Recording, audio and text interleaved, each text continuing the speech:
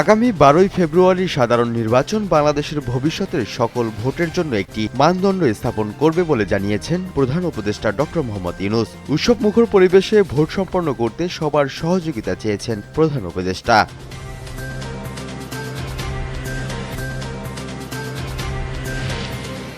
আগামী ত্রয়োদশ জাতীয় সংসদ নির্বাচন সামনে রেখে 7 জেলায় নির্বাচনী সমাবেশে অংশগ্রহণ শেষে ভোরে ঢাকায় ফিরেছেন বিএনপির চেয়ারম্যান তারেক রহমান।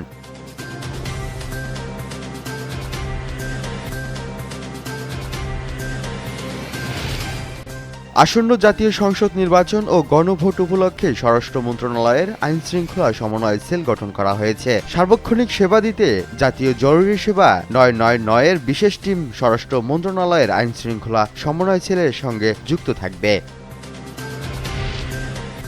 জাতীয় সংসদ নির্বাচন ও গণভোটকে সামনে রেখে বাংলাদেশে অবস্থানরত বিদেশি সব মিশনের কূটনৈতিকদের সঙ্গে আগামী রোববার সকালে গুরুত্বপূর্ণ বৈঠকে বসতে যাচ্ছেন নির্বাচন কমিশন।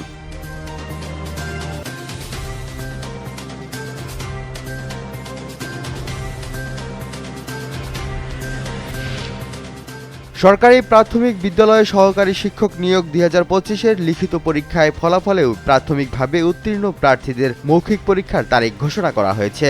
আগামী 28 জানুয়ারি থেকে 3 ফেব্রুয়ারি পর্যন্ত জেলা পর্যায়ে এই মৌখিক পরীক্ষা অনুষ্ঠিত হবে।